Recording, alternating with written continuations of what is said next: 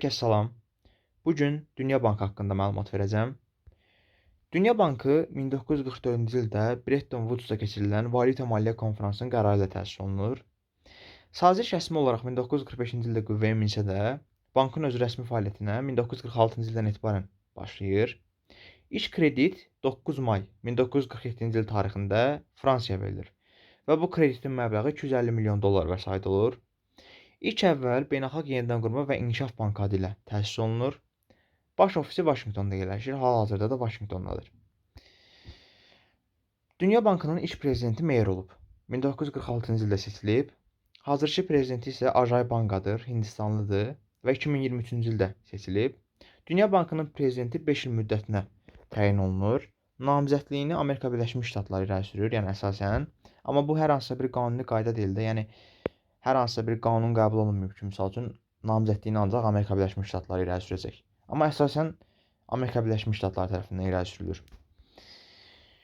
İlkin məqsədi 2-ci Dünya müharibəsində dağıntılara məruz qalmış ölkələrdə layihələri dəstək olub. Lakin hazırki məqsədi çoxşaxəlidir. Sosial, ekoloji, iqtisadi cəhətdən kreditlər, yəni layihələrə maliyyə ayırır.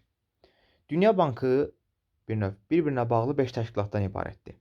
Bunlar hansılardır?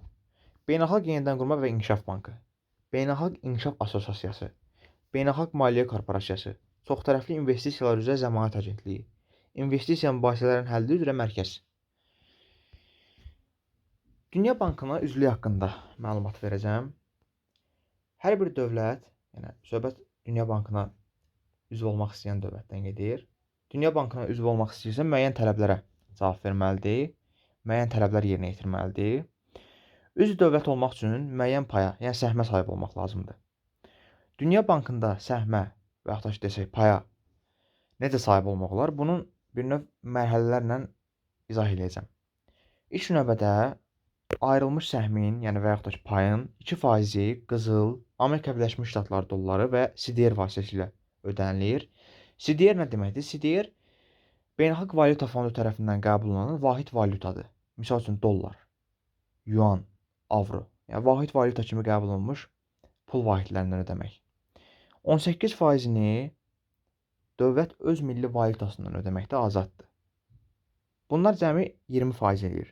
Yerdə qalan 80% isə Dünya Bankının tələbinə əsasən ödənilir. Niyə görə? Çünki hər bir dövlətin iqtisadi potensialı, iqtisadi bir növ gücü, resursları fərqlidir. Yəni ona görə Dünya Bankı eyni müddətdə eyni vəsaiti və yaxud da ki, hər hansısa bir vəsaiti dövlətlərdən istəyə bilməz. Çünki dövlətlərin iqtisadi potensialı fərqlidir. Dövlətlərin iqtisadi göstəricilərini nəzərə alaraq müəyyən şərtlər qoyur və yəni həmin tələblər əsasında bir növ dövlətdən 80% vəsait alır.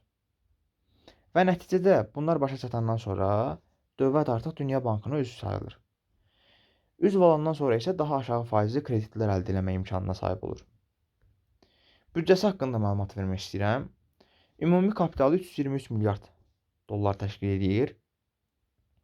Bunun 161 milyard 912 milyon dolları bir növ borc kimi verilməyə gözlənilir, amma hamısı verilməyib. Bu məbləğin 86 milyard 928 milyon vəsaiti verilib. Bu nə deməkdir? Dünya Bankı hər hansısa bir dövlətə birbaşa şəkildə bir növ maliyyə vermir. Misal üçün, layihə əsasında Dünya Bankından 100 milyon dollar vəsait almaq istəyirlər. Həmin vəsait hissə-hissə verilir, çünki burada da risk amili də nəzərə alınır. Ola bilər, layihə uğurlu başa çatmaya bilər və pul bata bilər. Çünki dövlət axı bunu sonradan Dünya Bankına qaytarmalıdır. Bunu da nəzərə alırlar da. Ona görə hissə-hissə, misal üçün 100 milyon dolları 20 milyon dollar, 30 milyon dollar şəklində hissə-hissə bölərək verir. Əgər layihə uğurla davam edirsə, vəsaiti axıra qədər verir. Sonra da həmin dövlət müəyyən bir müddət ərzində aşağı faizlə Dünya Bankına borcu qaytarır. Amerika Birləşmiş Ştatları, Yaponiya, Çin, Fransa, Böyük Britaniya dövlətləri ən böyük səhmdarları hesab olunurlar. Dünya Bankı haqqında bu qədər. Ümid edirəm ki, məlumatlar faydalı oldu sizin üçün. Diqqətinizə görə təşəkkürlər. Növbəti videolarda görüşənə qədər sağ olun.